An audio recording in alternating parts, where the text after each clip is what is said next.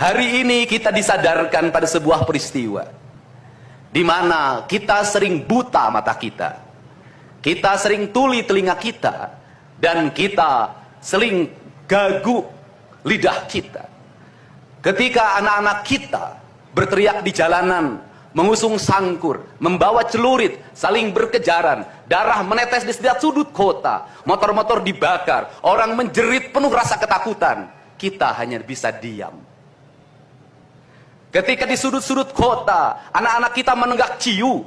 Ketika sudut-sudut kota, anak-anak kita makan eksimer. Ketika di sudut-sudut kota, anak-anak kita makan minuman oplosan. Mereka jatuh tersungkur, matanya merah penuh dengan rasa emosi, pulang ngamuk ke orang tuanya. Kita hanya bisa diam.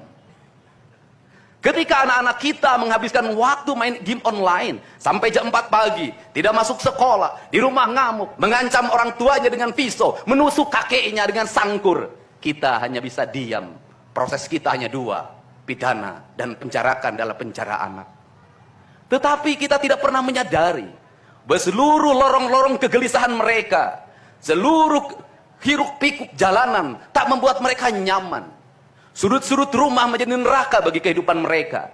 Lapang-lapang bola tergusur menjadi industri perumahan pemukiman dan pertokoan. Mereka kehilangan tempat bermain. Mereka kehilangan air yang jernih di sungai sehingga bisa mereka berenang. Mereka kehilangan gunung-gunung yang indah tempat mereka bercengkrama dengan alam. Mereka kehilangan sawah yang terhampar. Yang mereka lihat adalah kebisingan dan kebisingan. Bising di jalanan karena knalpotnya brong. Bising di rumah karena orang tuanya bertengkar. Maka mereka lari dalam lorong-lorong gelap. Digenggamnya handphone, diambilnya obat-obat terlarang, ditengahnya minuman dalam sebuah kelompok yang sama. Kita orang-orang yang terpinggirkan di rumah, kita orang-orang yang terpinggirkan di sekolah, guru-guru telunjuknya menunjuk pada wajahnya, tapi tak bisa memberikan solusi kegelisahan jiwanya. Semua orang hanya memberikan pengamatan, analisis, kajian. Itulah metodologi yang dikembangkan bangsa ini. Tetapi tidak ada yang berani mengambil solusi, mengangkat mereka di sudut jalanan, dimasukkan ke barak, dididik secara militer, diarahkan menjadi anak-anak yang berguna. Kedisiplinan militer adalah harga mati bagi kemajuan bangsa, bukan musuh. Pandangan-pandangan buruk terhadap militer adalah pandangan-pandangan orang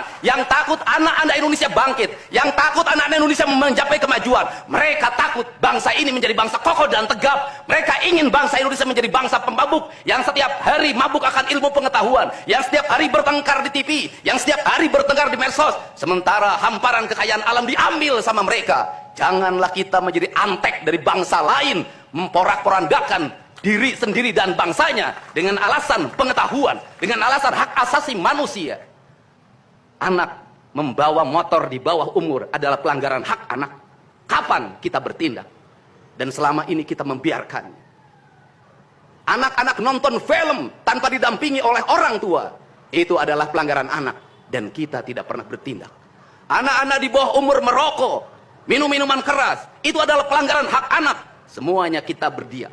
Anak-anak main game online, nonton tayangan-tayangan dewasa lewat media sosial, kita berdiam. Negeri ini akan hancur manakala semua orang berdiam. Maka orang yang memegang kekuasaan harus menggunakan tangannya untuk merubah seluruh kemunkaran ini menjadi sebuah kebajikan. Kalau kita berkomitmen pada bangsa ini, problem anak-anak kita adalah mengkonsumsi tayangan yang bukan haknya di media sosial. Maka saya meminta peraturan pemerintah yang mengatur tentang itu segera dilaksanakan. Anak-anak di bawah umur tidak boleh mengakses media sosial yang bukan haknya.